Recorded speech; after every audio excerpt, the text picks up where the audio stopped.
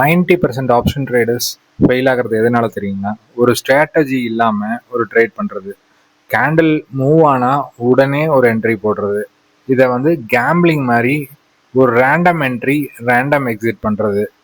இது ட்ரேடிங் கிடையாதுங்க. இதுக்கு ஒரு டிசிப்ளின் இருக்குது. அதுதான் ட்ரேட் செட்டப். அந்த ட்ரேட் செட்டப்னா என்ன, அதை பற்றி டீட்டெயில்ஸ் எல்லாம் பார்க்கலாங்க. இதை அண்டர்ஸ்டாண்ட் பண்ணணும்னா நம்மளுக்கு முதல்ல ப்ராப்ளம் என்னன்னு தெரியணுங்க.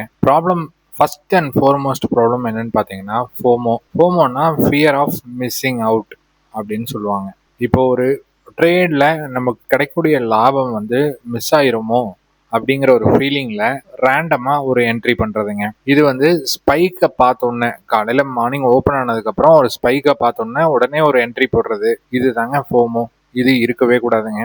அடுத்தது பார்த்தீங்கன்னா வால்யூம் கன்ஃபர்மேஷன். நான் ரிப்பீட்டடாக டெலிகிராமில் சொல்லியிருப்பேன், வால்யூம் இல்லைன்னு. வால்யூம் இல்லைன்னா ஒரு பிரேக் அவுட்டோ ஒரு பிரேக் டவுனோ அது சஸ்டெயின் ஆகாதுங்க. அதை பார்க்காம நம்ம ஒரு என்ட்ரி கொடுத்தோம்னா, வெறும் கேண்டில் ஸ்டிக்கோட சைஸை மட்டும் பார்த்து நம்ம என்ட்ரி கொடுத்தோம்னா அந்த ட்ரெண்டு சஸ்டெயின் ஆகாதுங்க. அடுத்தது பார்த்தீங்கன்னா டைம் ஃப்ரேம். நம்ம ரெகுலரான வீடியோவில் பார்த்தீங்கன்னா நான் உங்களுக்கு டே சார்ட் எடுத்து சொல்லியிருப்பேன், அதுக்கப்புறம் 1 hour சார்ட் எடுத்து சொல்லியிருப்பேன். இதில் நம்ம ஹையர் டைம் ஃப்ரேமில் ட்ரெண்டு என்னவா இருக்குது, அது புல்லிஷாக இருக்கா பேரிஷாக இருக்கா, அதை பொறுத்து தான் மார்க்கெட்டு இன்ட்ராடேல மூவ் ஆகுங்க. இதை பற்றி யோசிக்காமல் ஒரு என்ட்ரி போடுறதும் தப்பு தாங்க. இது எல்லாத்த விட பெரிய தப்பு என்னென்னா ஸ்டாப் லாஸ் போடாமல் ட்ரேட் பண்ணுறதுங்க. இப்போ நீங்கள் யோசிக்க வேண்டியது என்னன்னா, நம்ம இந்த தப்பெல்லாம் பண்ணியிருக்கோமா, இந்த தப்பெல்லாம் பண்ணங்காட்டி என்ன ரிசல்ட் வந்தது அப்படின்னு கேட்டிங்கன்னா, இந்த ரிசல்ட் என்னன்னா ரொம்ப சின்ன ப்ராஃபிட்லேயே எக்ஸிட் ஆயிருப்பீங்க. லாஸ் வந்தால் ரொம்ப நேரம் ஹோல்டு பண்ணியிருப்பீங்க. கேபிட்டல் நிறைய தாட்டி வாஷ் அவுட் ஆயிருக்கும். நம்ம திருப்பி ரீஇன்வெஸ்ட் பண்ணியிருப்போம். இதுதான் நடந்திருக்கும். இப்போ ப்ராப்ளம் என்னன்னு பார்த்துட்டோங்க. சொல்யூஷன் என்னங்கிறத பார்க்கலாம். ஒரு ப்ராப்பர் செட்டப்பில் என்னென்னலாம் இருக்கும் அப்படின்னு பார்த்தீங்கன்னா, லெவல் கிளாரிட்டி அப்படிங்கிறது முக்கியமான விஷயங்க. எந்த இடத்துல சப்போர்ட் இருக்குது, எந்த இடத்துல ரெசிஸ்டன்ஸ் இருக்குது, இது ஒரு ஹையர் டைம் ஃப்ரேமை பேஸ் பண்ணி நம்ம மார்க் பண்ணி வச்சுருக்கணுங்க ரெடியாக. அன்னைக்கு காலையில் ட்ரேட் எடுக்கிறதுக்கு முன்னாடி இந்த மார்க்கிங் இல்லைன்னா அன்னைக்கு நம்ம ட்ரேடே எடுக்கக்கூடாது. ரெண்டாவது பாயிண்ட் என்ன அப்படின்னு பார்த்தீங்கன்னா கான்ஃப்ளூயன்ஸ்ன்னு சொல்லுவாங்க. கான்ஃப்ளூயன்ஸ் அப்படிங்கிறது என்ன அர்த்தம்னு கேட்டிங்கன்னா மல்டிபிள் செக்ஸ், அதுதான் கான்ஃப்ளூயன்ஸ்.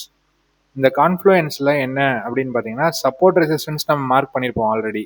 ஆனால் அது ஃபிபனாச்சி கன்ஃபர்மேஷன் இருக்கா, வால்யூம் கன்ஃபர்மேஷன் இருக்கா, ஸ்ட்ரக்சர் அதே தான் ஃபாலோ பண்ணுதா. ஸ்ட்ரக்சர்னா என்னன்னு பார்த்தீங்கன்னா இப்போ ஒரு ஹையர் ஹை ஃபார்மேஷனில் போயிட்டுருக்கு அப்படின்னா அதே ஃபார்மேஷனில் தான் கண்டினியூ ஆகுதா, இல்லை லோயர் லோ ஃபார்மேஷனுக்கு சேஞ்ச் ஆகுதா, இந்த மாதிரி ஸ்ட்ரக்சர் பிரேக் ஏதாவது நடந்திருக்கா அப்படிங்கிறத நம்ம பார்க்கணும் ஒரு என்ட்ரி போடுறதுக்கு முன்னாடி. அப்புறம் ரிஸ்க்கு, நான் ஆல்ரெடி நிறைய தாட்டி சொல்லியிருக்கேன், பட் ரிஸ்க்கை எத்தனை தாட்டி பேசினாலும் தப்பு இல்லைங்க, ஏன்னா அவ்வளோ important. So risk reward ratio பார்த்தீங்கன்னா 1:2 கட்டாயமாக இருக்கணும். அது இருந்தால் தான் ஒரு ஹெல்தியான பிஎன்எல் நம்மளால மெயின்டைன் பண்ண முடியும். அதுக்கப்புறம் எந்த இடத்துல என்ட்ரி போடுறோம், எந்த இடத்துல டார்கெட் வைக்கிறோம், எந்த இடத்துல ஸ்டாப் லாஸ் வைக்கிறோம் அப்படிங்கிறத கிளியராக டிஃபைன் பண்ணியிருக்கணுங்க. இது பண்ணியிருந்தா இதுதான் ப்ராப்பர் செட்டப். எக்ஸாம்பிள் பார்க்கலாங்க. நம்ம நிஃப்டி சார்ட் தான் எடுத்து வச்சிருக்கேன். ஒரு இன்ட்ராடே ட்ரேட் பண்ணும் அப்படின்னா நீங்கள் முதல்ல என்ன பண்ணணும்னா ஒரு 1 hour சார்ட்லேயோ இல்லை ஒரு 15 minutes சார்ட்லேயோ, மினிமம் 15 minutes சார்ட், நம்ம இப்போ 15 minutes சார்ட் எடுத்துக்கலாங்க. ஸோ 15 minutes சார்ட்டில் எந்த இடத்துல எல்லாம் பிரேக் ஆஃப் ஸ்ட்ரக்சர் நடந்திருக்கு அப்படிங்கிறத மார்க் பண்ணுங்கள். ஸோ ஃபார் எக்ஸாம்பிள் இந்த இடத்துலேருந்து செல்லிங் அடிச்சிருக்காங்க, அதனால இது ஒரு ரெசிஸ்டன்ஸ்ன்னு நான் மார்க் பண்ணுறேன். அப்புறம் இங்கிருந்து ஒரு அப் ட்ரெண்ட் ஸ்டார்ட் பண்ணியிருக்காங்க, அதனால இதை சப்போர்ட்டுன்னு மார்க் பண்ணுறேன். ஸோ இந்த மாதிரி சப்போர்ட் அண்ட் ரெசிஸ்டன்ஸை மார்க் பண்ணிக்கோங்க. இதுக்கு பேர் தான் லெவல்ஸ் அப்படின்னு நம்ம சொல்கிறோம். ஸோ லெவல்ஸ் என்ன அப்படிங்கிறத மார்க் பண்ணியாச்சு. அதுக்கு அடுத்தது பார்த்தீங்கன்னா கான்ஃப்ளூயன்ஸ் அப்படிங்கிற ஒரு டாபிக் சொன்னேன். கான்ஃப்ளூயன்ஸ்னு என்னென்னா டபுள் செக் பண்ணுறது, மல்டிபிள் செக் பண்ணுறது. மார்னிங் 9:15 கேண்டலுக்கு நம்ம ஒரு ஃபிபனாச்சி போடுவோம். அந்த ஃபிபனாச்சியில் 0.5 0.6 அந்த ஏரியாவை ஒரு ஸ்ட்ராங் புல் கேண்டில் போட்டு கிராஸ் பண்ணாங்கன்னா நம்ம அன்னைக்கு மார்க்கெட் அப் ட்ரெண்டில் தான் இருக்கும் அப்படிங்கிற ஒரு கன்ஃபர்மேஷன் நம்மளுக்கு கிடைக்கும். அதே 9:15 கேண்டிலோட ஹைக்கு மேலே க்ளோஸ் பண்ணாங்கன்னா நம்மளுக்கு அந்த டபுள் கன்ஃபர்மேஷன் கிடைக்கும். ஸோ இன்னைக்கு ஒரு 5 minutes சார்ட் பார்க்கலாங்க. ஸோ 5 minutes சார்ட்டில் என்ன இருக்குது அப்படின்னு பார்த்தீங்கன்னா மார்னிங் 9:15 கேண்டிலுக்கு அப்புறம் கீழே வந்திருக்காங்க. அதுக்கப்புறம் ஒரு 100 point bull candle, massive bull candle போட்டு மேலே போயிருக்கு.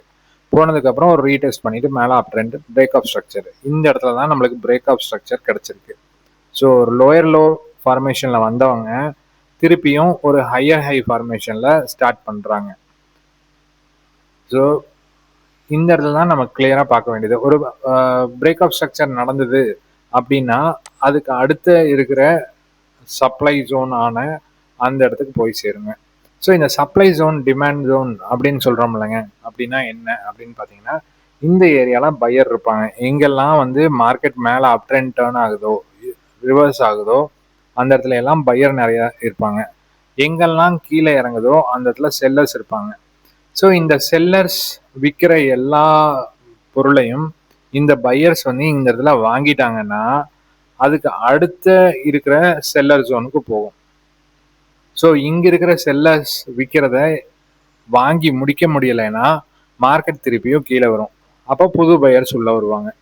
ஸோ இப்படி தாங்க மார்க்கெட்டோட ட்ரெண்டு ஒர்க் ஆகும். ஓகேங்களா? ஸோ இன்னைக்கு என்ன ஆயிருக்கு, ஒரு 5 minutes டைம் ஃப்ரேமில் ஒரு ஹையர் ஹை ஃபார்மேஷனில் போயிட்டு இந்த இடத்துல திருப்பியும் ஒரு 115 அந்த மாதிரி இடத்துல ஒரு லோயர் லோ வச்சுட்டாங்க. அப்புறம் ஈக்குவல் ஹைஸ் வச்சுருக்காங்க. ஸோ ஈக்குவல் ஹைஸ் என்ன குறிக்குது அப்படின்னு பார்த்தீங்கன்னா, இந்த இடத்துல ஒரு ஸ்ட்ராங்கான ரெசிஸ்டன்ஸ் இருக்குது அப்படிங்கிறத குறிக்குது.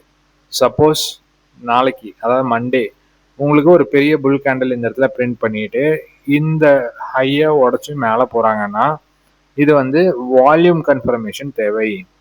ஸோ இந்த இடத்துல உடச்சி மேலே போகும்போது உங்களுக்கு வால்யூம் ஒரு நல்ல பெரிய வால்யூம் கேண்டலாக பிரிண்ட் பண்ணாங்க அப்படின்னா உங்களுக்கு செல்லர்ஸை விட பையர்ஸ் ஜாஸ்தி இருக்காங்க அப்படிங்கிறது நம்மளுக்கு கன்ஃபார்மாக தெரிஞ்சிடும். ஸோ அந்த மூவ் வந்து சஸ்டெயின் ஆகும் அப்படிங்கிறத நம்ம கன்ஃபார்மாக கண்டுபிடிச்சிக்கலாம். சப்போஸ் இந்த இடத்துல பிரேக் பண்ணி மேலே போகிறாங்க ஆனால் வால்யூம் இல்லை, வால்யூம் ரொம்ப சின்ன கேண்டலாக இருந்தது அப்படின்னா எப்போ வேணாலும் ரிவர்ஸ் ஆயிடுவாங்க. ஸோ இதுதான் கான்ஃப்ளூயன்ஸ் யூஸ் பண்ணி நீங்கள் என்னதான் ஸ்ட்ரக்சர் வரைஞ்சாலும் மேனிப்புலேஷன் நடக்குதா இல்லையா அப்படிங்கிறத கண்டுபிடிக்கிறதுக்கு தான் உங்களுக்கு வால்யூம் கான்ஃப்ளூயன்ஸ் தேவை. ஸோ நம்ம 2 டாபிக் பார்த்துட்டோம். ஒன்று லெவல்ஸ் பார்த்தாச்சு, இன்னொன்று கான்ஃப்ளூயன்ஸ் பார்த்தாச்சு. லாஸ்ட்டாக ரிஸ்க் ரிவார்டு அப்படிங்கிற டாபிக் பார்ப்போம். ஸோ ரிஸ்க் ரிவார்டு வந்து நம்ம ப்ரீமியம் சார்ட்டில் போய் பார்ப்போம். ஸோ ரிஸ்க் ரிவார்டு நான் ஆல்ரெடி நிறையா தாட்டி நம்ம டெய்லி வீடியோவில் சொல்லியிருப்பேன். இந்த ஃப்ரீ ஜோன் பெருசாக இருக்கிற இடத்துல மட்டும் ட்ரேட் எடுங்க, ஃப்ரீ ஜோன் கம்மியாக இருக்கிற இடத்துல ட்ரேட் எடுக்கக்கூடாது அப்படின்னு சொல்லியிருப்பேன். என்ன காரணம்னா உங்களோட ஸ்டாப் லாஸோட டார்கெட் கம்மியாக இருக்கும், அது வந்து ஒர்த்தே இல்லாத ட்ரேடு. ஃபார் எக்ஸாம்பிள் இங்கே எடுத்துக்கோங்க, இது வந்து க்ளோஸ் அபவ் இருக்காங்க, க்ளோஸ் அபவ் போயிட்டு திருப்பி ஒரு ரீடெஸ்ட் வந்தாச்சு, ரீடெஸ்ட் வந்துட்டு திருப்பி இன்னொரு புல் கேண்டில் பிரிண்ட் பண்ணிட்டு இந்த க்ளோஸ் அபவ் கேண்டிலுக்கு மேலே பாடி க்ளோஸ் வைக்கும்போது இங்கே என்ட்ரி எடுத்தீங்கன்னா உங்களுக்கு ஸ்டாப் லாஸ் 10 பாயிண்ட், டார்கெட் வந்து 40 point. So risk reward ratio ரொம்ப ஹையாக இருக்கும். ஸோ இந்த மாதிரி இடத்துல ட்ரேட் எடுக்கிறதுக்கு ட்ரை பண்ணும். அதுவே இந்த இடத்துல பாருங்கள், உங்களுக்கு இந்த இடத்துல மேலே போச்சுன்னா இங்கே என்ட்ரி எடுத்தீங்கன்னா உங்களுக்கு 15 பாயிண்ட் தான் டார்கெட்டு, ஆனால் ஸ்டாப் லாஸ் 40 பாயிண்ட் கீழே வரும். ஸோ இந்த மாதிரி ட்ரேட்ஸை எடுக்கிறத அவாய்ட் பண்ணணும். ஓகேங்களா? ஸோ நம்ம இன்னைக்கு ட்ரேட் செட்டப்னா என்ன, எப்படி வந்து சப்போர்ட் ரெசிஸ்டன்ஸ் வரைகிறது, எந்த மாதிரி இருந்தால் தப்பு எந்த மாதிரி இருந்தால் ரைட்டு அப்படின்னு பார்த்தாச்சு. இப்போ நீங்கள் பண்ண வேண்டியது ஒன்று தான், ஒரு பேப்பர் எடுங்க, நீங்கள் என்ன தப்பு பண்ணுறீங்க, பண்ணியிருந்தா அந்த தப்பை எழுதுங்க, அதுக்கு என்ன சொல்யூஷன் நம்ம சொல்லியிருக்கோம் அப்படிங்கிறது எழுதுங்க. மண்டேலேருந்து ட்ரேட் எடுக்கும்போது அந்த சொல்யூஷன் இருந்தால் மட்டும் ட்ரேட் எடுங்க, இல்லைன்னா ட்ரேட் எடுக்காதீங்க. ட்ரேடு எடுக்காமல் இருக்கிறதும் ஒரு நல்ல ட்ரேடு தான். இந்த வீடியோ உங்களுக்கு பிடிச்சிருந்ததுன்னா ஒரு லைக் பண்ணுங்கள், ஷேர் பண்ணுங்கள், கமெண்ட் பண்ணுங்கள். தேங்க்யூ.